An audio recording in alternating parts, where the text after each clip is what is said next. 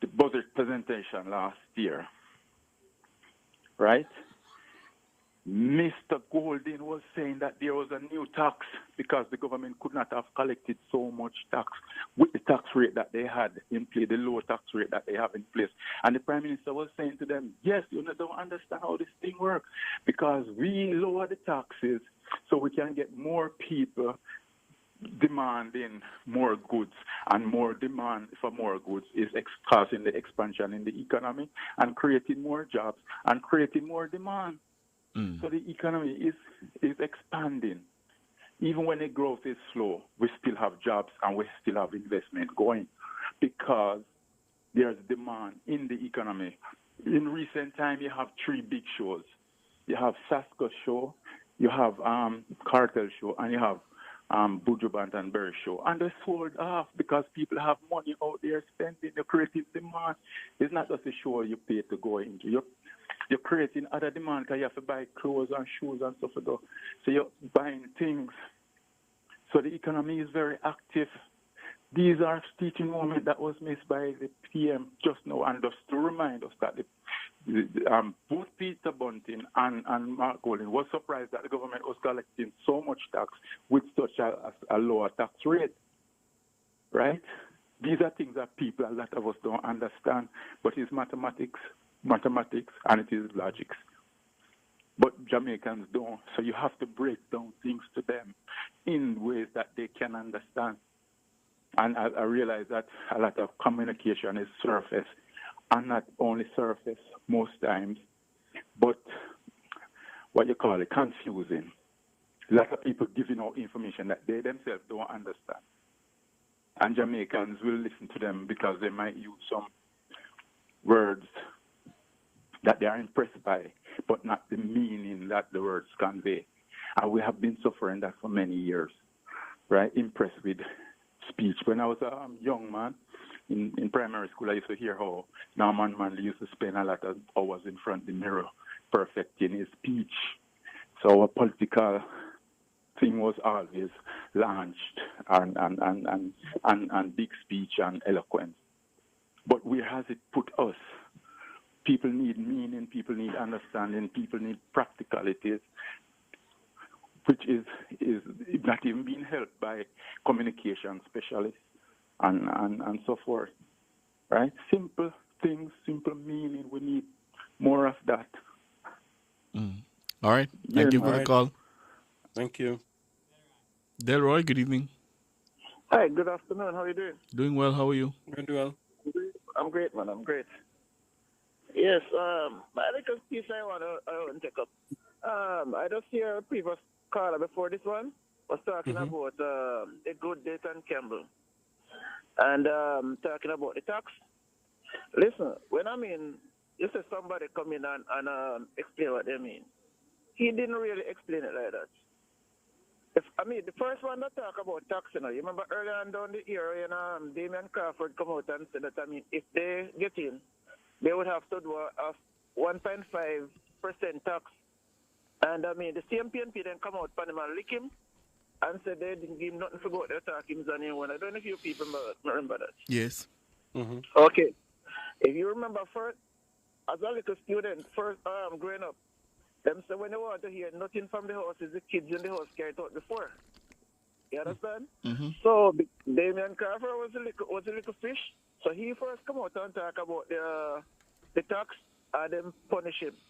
Now, when Dayton Campbell come and talk about it, it wasn't Dayton Campbell come back and try to clean up in it. It was Mark Golding as himself. So when last night I see them have been pumping Dayton Campbell, and him go on. This man not really care nothing, because them pumping him that much. That's why him say what him said last night, When this is something that you find out is wrong, and you mean to say sorry, nobody does have to pump you to say it is wrong. You just say it off of your own mind. So it is saying that pressure bust pipe. So it's the pressure what them having on him last night why he come and make that speech. But it's something that deep within them. You understand? Because the first one to talk about it was Damian Crawford, and he next come at 2. So more is there to come. All right. You understand? Here you go, Roy. they're well with this tax thing. This is what they really want to do. But I said time joke, but time not fool. You understand? Hear you. Yeah, man. Yeah. All right. Chris, good evening. Good evening. Let me ask a question. Is Bustamante and Norman Manley, is they from Britain or from America? They are 4 parents. Is they white or they are from Africa? Let me not answer. I'm not gonna answer that question without. I'm not sure. You're not sure? No. But, I can check for you, but I'm not sure. are they white? Are they white? They're not white. No. But yeah. They're Jamaicans, as far as I know. Come on, I'm not talking about. In terms of their race? Yes. No. I didn't ask if they are Jamaican or nothing. Remember? Their race? No, I don't know of them being white. No. They're not white. Manley, I think, was mixed race, if I recall correctly. Yes. And Buster and Norman? Yeah, I think they were both mixed race. Mm-hmm. Okay, mixed race. What Jamaican terms them as white? What's the point you're making? What's the point? Go to the point. I just asked. No, I don't know. I don't know. So I'm just saying, what is the What point? do you term them as white? I just told you mixed race. Oh, mixed race. Okay. Yeah, so therefore? No, I just asked. Oh, you just want to know? All right, so I looked for it. Why am I asking the Bustamante. Oh, so here's the why. Here's the why I answer. want to hear. No, What's the why? Let me just finish the answer. Let me just answer him, Ricardo. Wait, caller, wait. Hold on. You asked a question. Oh dear Jesus. You asked a question. Just wait. Yes, let me ask His father was Irish, and his mother, Mary Clark, was a Jamaican of mixed race. Okay, I so hope they that were, answered so he the was question. mixed race. Yes. Okay. So why do you ask? Why did I ask the question? Mm-hmm. I remember the Prime Minister in the 90s, the Black Man time when he take over from the PNP, from Matt Norman, From Michael. Mm-hmm. Right, he said Black Man time. Yes. So he was referring to Norman and Michael as white. Okay. No. I suppose by inference, that's okay. Yes. Because I'm telling you about them. no. I mean, I suppose the inference is up to that time you had not had a prime minister of the hue. No, well, we had Shearer. No, I think it was a direct campaign at the I'm not time. talking about both sides. I'm talking about from one side. It was Norman, then Michael. Oh, you mean as the leadership of the People's National Party? Yes, there was no. Yes, it was Norman, then Michael. Yes. Okay. I remember that. So you're guy, saying you interpreted Patterson's comment. Patterson, yes. You interpreted Pat. Man time. He was saying that he took over from the white. He was regarded them as white. Or certainly light-skinned individuals. Yeah, Yes. but whatever. He was regarding them as white. Okay, I remember you said Black Man time. Okay. And that. I don't remember what time it was. Yeah, no, man. We recall the comment. I was in Jamaica at the time, but I heard about it. Yeah, and so therefore what? No, I was also saying that because I heard about he said Black Man time. I was asking if those guys was regarded as white. Okay. That's it. That's what you wanted to ask, just for the sake of asking that. Yes. Oh, I didn't know what. okay. I didn't know. Well, we couldn't tell you. We couldn't tell you whether. Came from. I didn't know where the 4 parents came from. If they was from Britain or from America or wherever. So I was just asking. Mixed race. I know you correct and say they're mixed Irish. race. Yes. Okay. Thank you. All right. We have a statement, Sanjay, from the Deputy Mayor of Kingston, Delroy Williams. We could read it in turn. Yep, the Deputy Mayor of Kingston and Minority Caucus leader in the Kingston and St. Andrew Municipal Corporation, Delroy Williams, has taken note of a statement issued by Mayor Andrew Swaby and the leadership of the corporation concerning the approval of by the Building Committee on Wednesday of as-built applications made by Estate Bridge Limited and Jack Den Limited. Deputy Mayor Williams wishes to bring clarity, he says, and highlight the following facts. 1. The statement from Mayor Swaby and the KSAMC leadership failed to note that in the case of Estate Bridge, the company had a permit and applied for approval of minor variations. This is a normal procedure, he says, concerning any construction of note. So important here to note that what the deputy mayor is saying is that Estate Bridge, yes, that company that was doing the development in Beverly Hills, that they applied for an as-built permit, and they already had a permit for the construction. So it was a lawful, legal construction, and they wanted to normalize minor alterations, is what he calls it. Concerning Jackden now, he says the entity did not have a permit for the building, which was erected. Jackden had applied for a permit to build a 2-story commercial building. However, a permit was not approved. So the deputy mayor saying Jackden, as we reported here, never had a permit. 3. They applied after they started. 3. Well, Jackden proceeded to build a structure which exceeded the number of stories particularized in their initial application. Jackden then applied for regularization.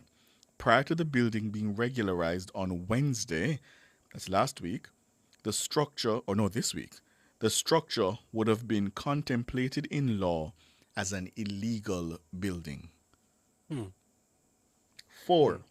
For the avoidance of any ambiguity, Estate Bridge had a lawful permit and applied for regularization of minor variations. In the case of Jackden, a building was constructed without a permit and was subsequently regularized. The above are the facts concerning the issues. The deputy mayor says it would be good if statement issued by Mayor Swaby and the leadership of the KCMC are characterized by greater clarity. So the deputy mayor saying the two are not the same.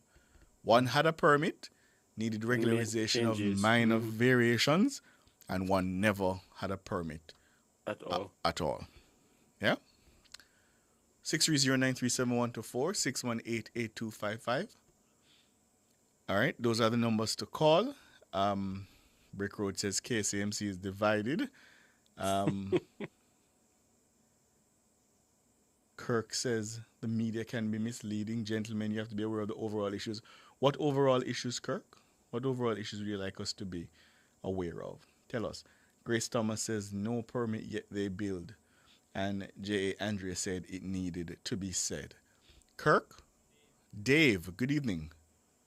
Good evening, Ricardo. How are you? I'm well, and how are you, my brother? I'm doing very well. Yeah, just heard the letter from Deputy Mayor.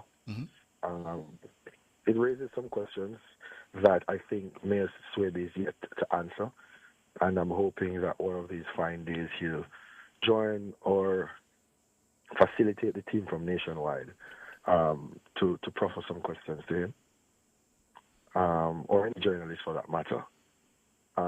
Firstly, in his initial statement, if I recall properly, the mayor did state that a stop order or a cease notice was placed on the building at 18 3/4 Linders Road, correct?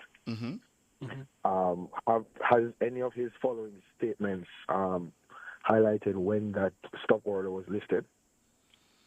I believe the initial... Let me double check that. But I think he did in the first statement give an indication, if I could just pull it up. But continue while I pull it up. Yeah, I'm pretty sure he didn't. And then he went to extreme length today to make mention that the application was not whilst he was mayor. However, the initial application was not whilst he was mayor. The application wasn't the issue in the first instance, based on his own statement. They applied, inspections were done, and construction was halted, or a cease notice was given. Right, So on I'm not November sure- 10th, 2023. Precisely. Yes. But no date has been given for when that cease, stop order was lifted, or if it was ever lifted. And So by I'm not sure. listed, you mean added to the file? No, I mean when they give you a stop order, they're telling you cannot build anymore. Can't continue the Stop building, right? Yeah. So how do you move from stop building to approve as built? I see. That's what I'm having a challenge in understanding. And not only that,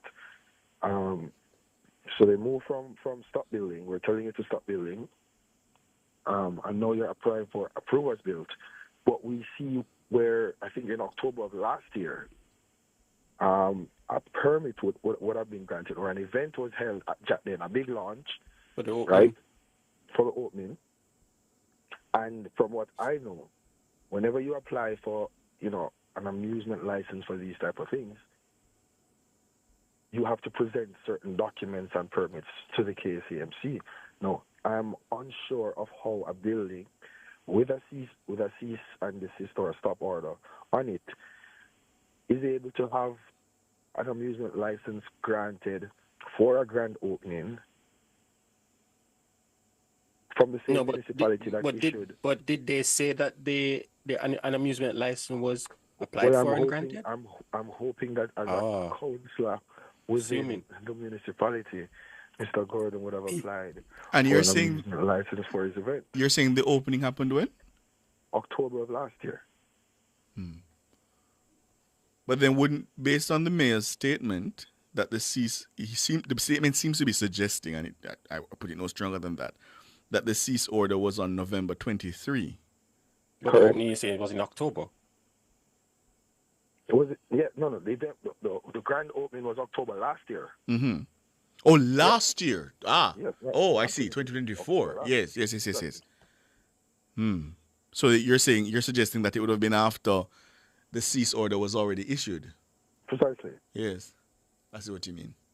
So I'm not sure how a building that has a cease order, a building that construction has been halted on, is able to apply for and receive an amusement license for a grand opening. Some red flags should have gone off to say, this building has a cease, order on it.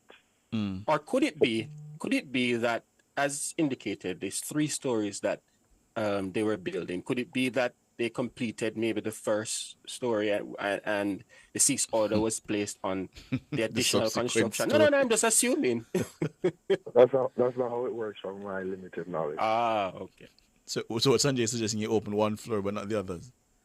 Because the cease order would have been placed for them to halt, but the ground floor maybe was have already built, so it just opened. Yeah. But there was no permit for the building at all. Yeah. I hear you, David. 630-9371-461-88255. Miss May, good evening. Good evening. How are you guys? Doing very well. How are you? How are you? I'm okay, pretty good. I know you were too young to know when PJ said Blackman time. It was Chiaga you were referring to, not Michael. Which is what I was going to say, but I wanted to double check because I remember wasn't it during the campaign against Edward Seaga in '93, I think. Yeah. It was Chiaga, not Michael. Yeah, so that was my thinking, but I wasn't absolutely sure. This is what I was trying to understand where the caller was going. Yes, I'm not going to say it's Chiaga, but you could hear because I wasn't on the line. Anyway, wasn't it in the 1993 election when PJ took over from Manley when Manley got ill? And then when they went in that 1993 election, he spoke about Black Man Time now and Fresh Prince. And they did demonize Chiaga because of his complexion. Trust me. Yes. Very bad. I'm not losing it. I remember. And so it was really Chiaga. It was Manley. No, man. Anyway, this thing again, these 2 buildings. I'm saying, how on earth this man could be building such a big building? And I know Lynn Desert quite well. I live in Kingston 21 years. I know after the whole of Kingston.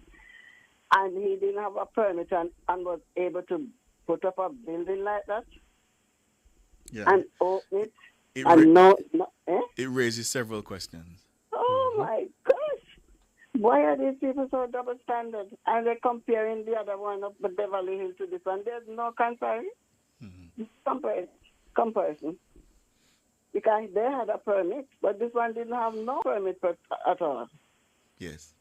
They need to do better than that, They have to do better than that. It don't look good. And what goes to what good for what? Good for the goose, good for the gander. Yes. Yes, and people are not stupid. I bet Jamaican are very smart now, you know. I'm 80 and I'm very informed. Good. Keep it that way, Miss May. Okay. All right, have a good night. You too. Have a good one. All right, Miss May. Have a good one.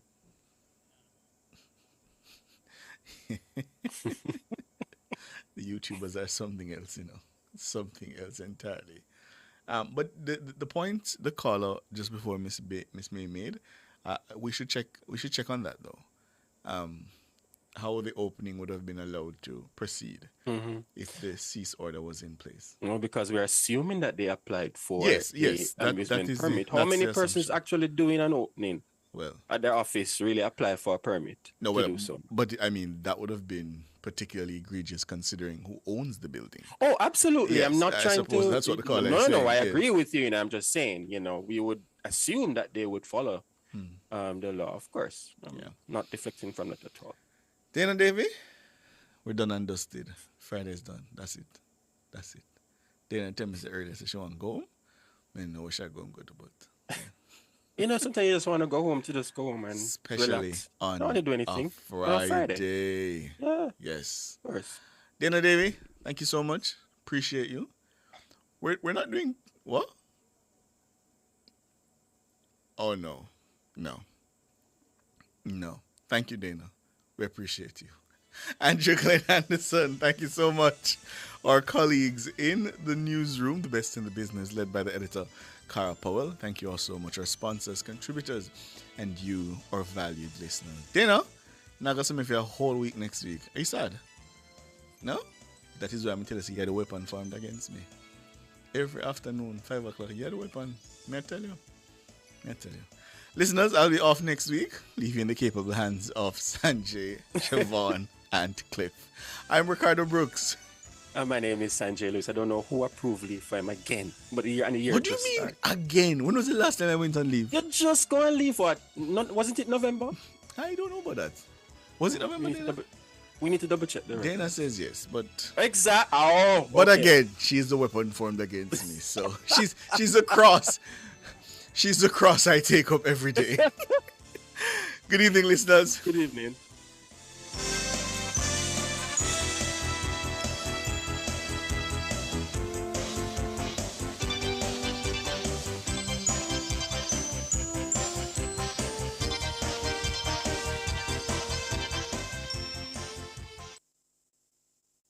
Come into the parlor, there's a welcome there for you. Welcome to the Mayor's Parlor with Desmond McKenzie. From 1 to 6 p.m. every Sunday, you'll now get more of your favorite vintage music. Put your head on my shoulder. Nationwide 90 FM will transform your Sunday into a musical time machine that will take you way back. Come on, let's go back in time. This magic moment. Journey into yesteryear.